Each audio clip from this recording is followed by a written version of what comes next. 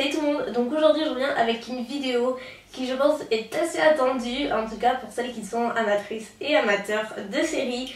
Je pense que vous l'attendez, ça fait un moment que je vous la promets et je suis vraiment désolée, j'ai été juste accaparée par d'autres trucs et j'ai vraiment pas eu le temps. Mais aujourd'hui je m'y mets et je me suis dit faut à tout prix que je refilme cette vidéo. Donc aujourd'hui je vais vous dire toutes les séries que je suis, parce que si vous me suivez, vous savez que je suis une mordue de séries, j'adore ça, j'adore en découvrir de nouvelles, j'en suis 36 000. Donc je commence pas par un ordre particulier, je pense quand même aller un petit peu crescendo et terminer avec celle que vraiment je préfère complètement. Donc je vais commencer avec la série Witches of East End, qui est donc une série qui fait un petit peu penser à Charmed. Charmed, je pense que vous connaissez si vous avez un petit peu mon âge. Moi c'est une série que j'adorais quand j'étais jeune, qui a duré très longtemps. Et là c'est vraiment une série qui me fait définitivement penser à ça, dans la mesure où on suit une famille de sorcières, donc deux sœurs et leur fille, voilà, qui combattent un petit peu les forces du mal, etc. C'est vachement sympa, il y a des histoires de famille, on en apprend de plus en plus au fil des saisons. C'est une série qui a vraiment qui a le mérite d'être reconnue et qui est hyper sympa. Ensuite il y a Heart of Dixie, qui est une série que j'aime beaucoup aussi, non seulement parce qu'il y a deux actrices que j'aime énormément dedans, à savoir Rachel Bilson et Jamie King, qui sont deux des personnages principaux de la série. Donc là la série tourne autour de Zoé, qui est médecin à New York et qui par la suite de plusieurs événements dans sa vie va se retrouver à être médecin dans un tout petit cabinet dans une toute petite ville du sud des États-Unis, à Bluebell, qui est une ville vraiment assez historique, qui est géniale, un petit peu vintage comme on voit dans les films, et ce genre de ville je me verrais carrément habiter, franchement, c'est juste trop joli. Je suis également Glee, donc Glee, je sais pas s'il y a besoin beaucoup de le présenter. Si vous aimez les séries musicales, les films, voilà, un petit peu de comédie musicale, ben là c'est le même principe. Après c'est un peu spécial au niveau de l'humour, c'est un petit peu ouais, c'est un peu cynique, un peu bizarre, mais on accroche tout simplement avec la qualité des personnages, la qualité des musiques, des spectacles. Moi c'est vraiment ça que j'aime le plus. Il y a également Devil's Med, que j'ai découvert cette année ou l'année dernière, je sais plus, mais c'est assez récent et c'est une série qui est super sympa là encore, qui est très originale. Et donc ça suit l'histoire de 5 femmes de ménage qui travaillent dans des maisons de luxe de Beverly Hills, dans des familles vraiment terriblement riches, où il y a dans chaque famille des secrets, des magouilles, des complots, des trucs, voilà, des trucs de fou.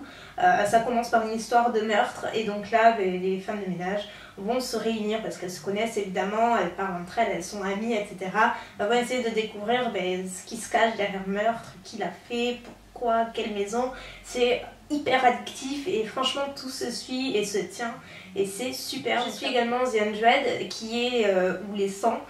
C'est une série dont vous avez parlé également cette année ou l'année dernière, je sais plus. En fait là c'est un petit peu particulier au niveau du résumé. Il faut savoir qu'en fait après une apocalypse sur Terre qui a été causée un petit peu par les guerres et tout, par les hommes en général, en fait il y a je crois qu'il y a environ 4000 personnes il me semble. Oui non, il y a eu à la base 318 survivants recensés qui se sont enfuis sur des navettes spatiales et qui sont restés en fait dans l'espace durant des années et des années, donc ils se sont reproduits. Ils sont donc après, à l'heure actuelle, au début de la série, je crois 4000 du coup. Voilà, ils sont 4000, sauf que au moment où la série commence, la navette est dans un état, un piteux état, vraiment. Ils ont besoin de plus de vivres, en fait, de nourriture, d'eau, de voir si la Terre est habitable. Donc pour cela, ils vont envoyer 100 jeunes de la navette, donc de l'Arche, je crois que ça s'appelle.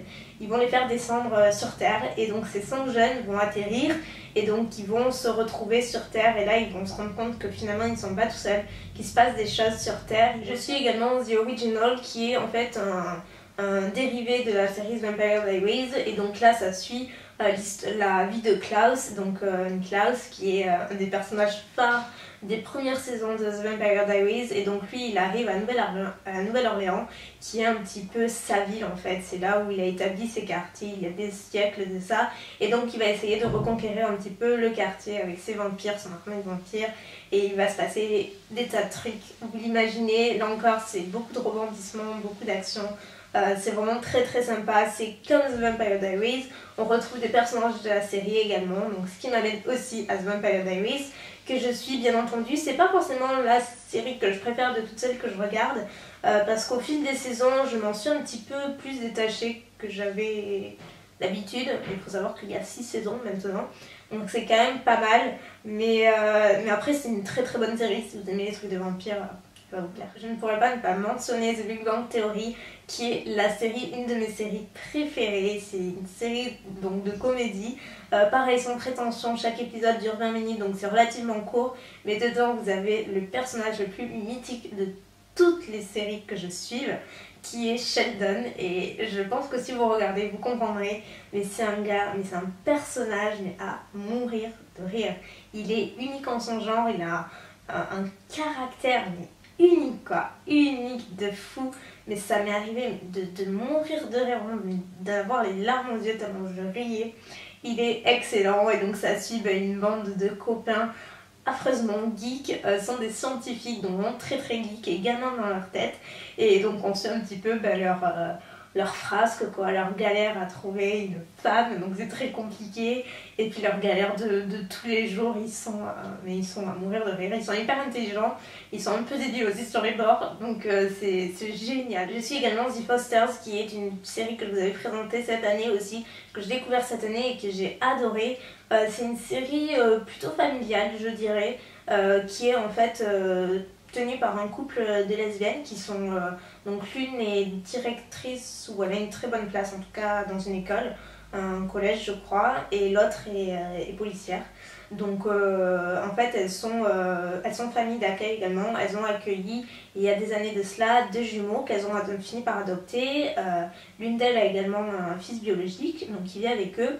Et donc la série commence avec l'arrivée de Callie, qui est une adolescente qui a un passé très compliqué. Donc elle va tomber sur cette famille qui va bien vouloir la prendre. Quelques semaines pour l'héberger, puis après vous doutez bien que ça va pas s'arrêter là. Il va se passer plein de choses, on va découvrir plein de choses du passé de Callie.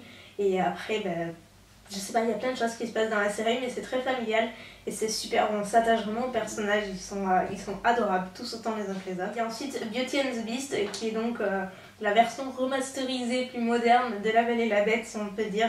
C'est un petit peu le même principe, mais en beaucoup plus moderne. Donc là, c'est autour de Catherine qui a été en fait attaquée. Elle a vu sa mère se faire assassiner, donc devant ses yeux, puisqu'elles ont été attaquées par un homme.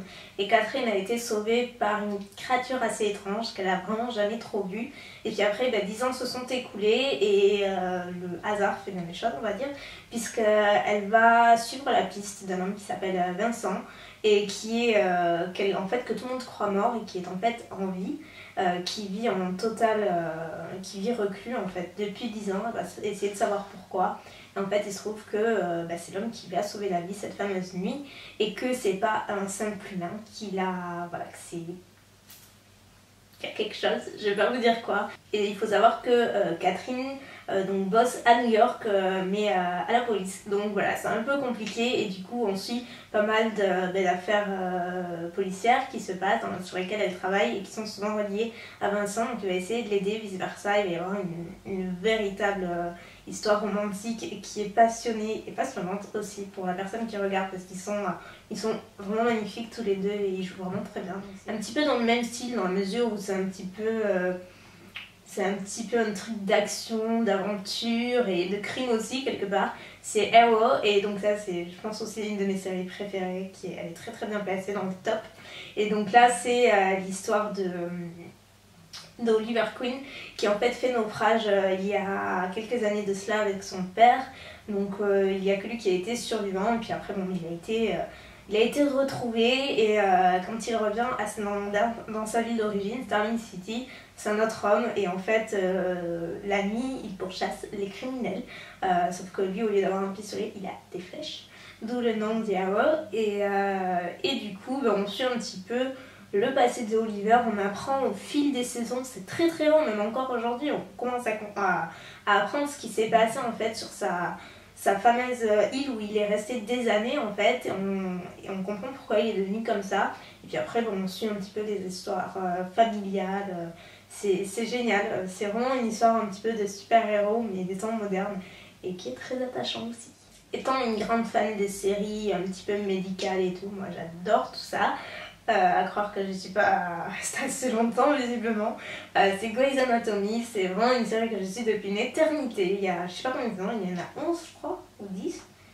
Non, il y en a 11, la 11e est sortie il n'y a pas très longtemps. Donc Grey's Anatomy, je pense que j'ai pas trop besoin de présenter, mais ça suit la vie de plusieurs médecins, étudiants en médecine, qui sont basés à Seattle. Donc tout se passe dans un hôpital, et donc là par contre il ne faut pas avoir peur du sang, faut bien aimer ce genre de choses. Il y a également Orange is the New Black, qui est une série super sympa qui est proposée sur Netflix notamment, et qui suit en fait le quotidien dans l'univers carcéral de femmes. Donc c'est une série un petit peu farfelue et mais assez attachante finalement.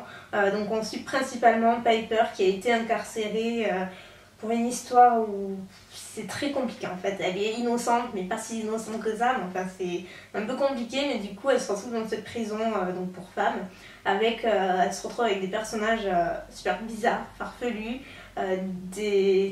qui craignent un petit peu aussi certains, mais c'est très sympa. Pretty Little Liars, bien sûr, obligé de le mentionner, je pense pas, c'est une série que je regarde depuis des années, littéralement.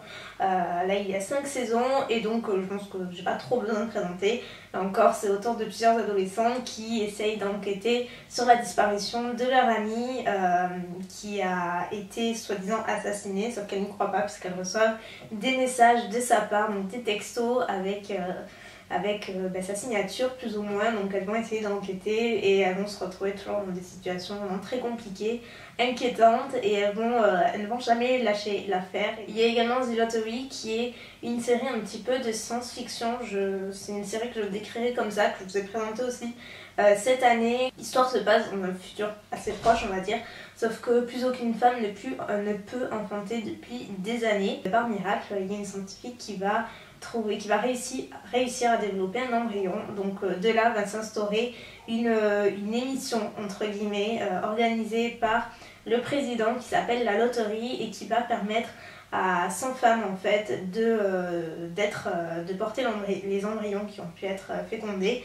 Et voilà, c'est un genre, c'est très bizarre parce qu'à côté il y a plein d'enjeux politiques, il y a des histoires de meurtres, de crimes. C'est assez compliqué, mais c'est très sympa et très accrocheur aussi. Ensuite, il y a Revenge, que je suis depuis longtemps maintenant, qui est l'histoire de Emily, qui en fait, son père a été assassiné il y a des années de cela. Il a été accusé de terrorisme, je crois, d'attentat ou quelque chose comme ça, je sais plus le terme exact. Donc du coup, il a été traîné en justice dans la boue, vraiment, et à tort. Donc elle, pour venger son père, elle va essayer de retrouver toutes les personnes qui ont traîné dans la boue son père, qui l'ont accusé à tort et qui se sont joués de lui en fait, et elle va essayer de tout faire pour les coincer, soit les tuer, soit les rendre à la justice à sa manière. Donc les choses vont évoluer, mais pas toujours dans le sens où elle aimerait, et il y a tout le temps des surprises dans chaque épisode, il y a tout le temps des rebondissements. Il y a Scandal qui est une de mes séries préférées, que j'adore, avec la fameuse Olivia Pope qui est un personnage mythique. Donc Olivia Pope, c'est une experte en relations publiques. Elle gère énormément de choses, aussi bien dans sa vie personnelle que professionnelle.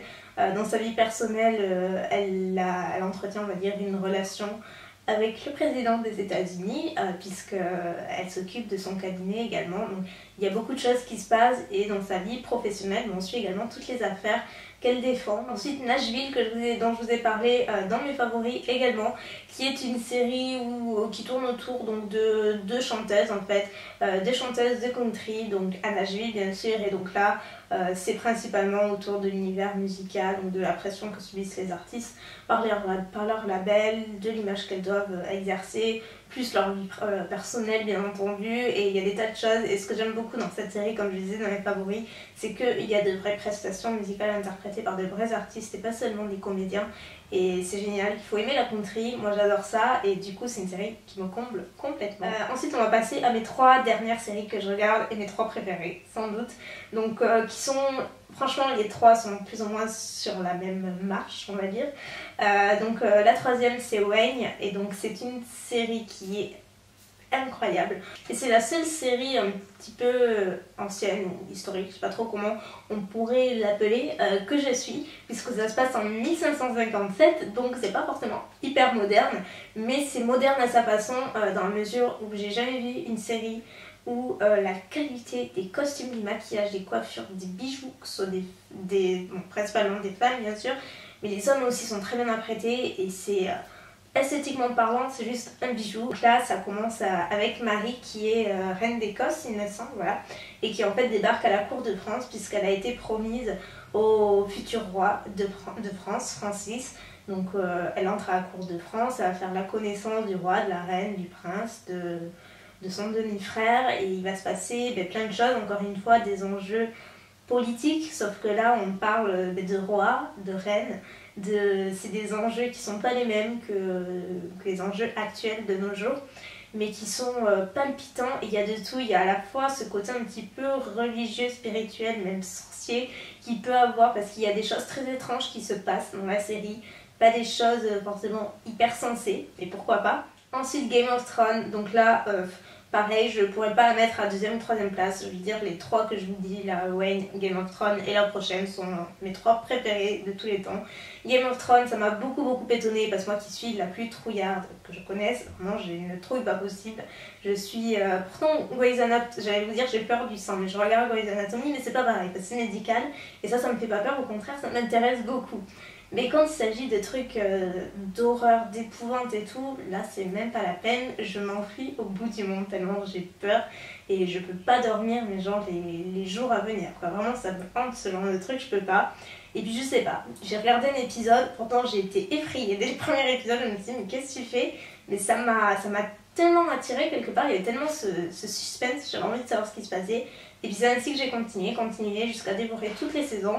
Et à l'heure actuelle, je suis absolument dépitée de devoir attendre l'année prochaine pour qu'il y ait la nouvelle saison, parce que c'est une série qui est magistrale quoi. Au niveau des paysages, de tous les gros plans, au niveau quand il y a des guerres, des batailles et tout, c'est tellement réaliste, je sais pas comment ils font.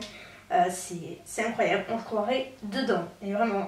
Et enfin, la dernière et pas des moindres, c'est aussi une de mes préférées, ma préférée avec les deux autres, Once Upon a Time, qui est en fait qui retrace, c'est génial, pareil, je connais pas d'autres séries similaires à ça, elle est hyper originale, et alors encore une fois les paysages, les costumes, c'est tellement réaliste que c'en est fou. Ça retrace en fait tous les contes de fées qu'on a pu voir, donc à savoir Blanche-Neige, on a Cendrillon, on a la Belle au bois dormant, on a la méchante reine dans Blanche-Neige, on a Robin des Bois, enfin bref, on a à peu près tous les personnages de contes de fées, et sauf que eux en fait, ils se retrouvent dans notre vie actuelle, ils se retrouvent coincés sous une autre identité, et c'est un peu compliqué en fait à expliquer, mais c'est absolument génial. Il y a plein de saisons, et la dernière, moi qui suis absolument fan de la Reine des Neiges, la dernière ça commence en fait avec l'histoire de Anna dans la Reine des Neiges, Elsa et Anna. Et c'est génial, Enfin, franchement, je peux pas vous dire à quel point j'adore cette série, parce qu'il n'y a pas de mots pour dire à quel point je l'adore. Bref, voilà pour cette longue vidéo. Je suis vraiment désolée pour la longueur, mais honnêtement, je pouvais pas faire autrement si je voulais vous présenter chaque série pour que vous en puissiez en savoir un peu plus et pas juste vous les débiter comme ça, ça aurait pas trop d'intérêt. Mais voilà, au moins vous voulez savoir quelle série je suivais. Là, vous avez un petit peu toute l'histoire, donc j'espère que ça vous aura plu, fait plaisir, donné des idées peut-être. Et puis dites-moi s'il y en a que vous suivez, qu'on suit en même temps, si vous aimez ou si vous avez des suggestions, ou entre vous, franchement n'hésitez pas. Dessous c'est un lieu d'échange, de partage, c'est fait pour, donc allez-y, lâchez-vous. Et puis voilà, moi c'est tout pour aujourd'hui, il fallait éviter cette vidéo là. Et puis je vous dis à très bientôt pour la prochaine. Ciao.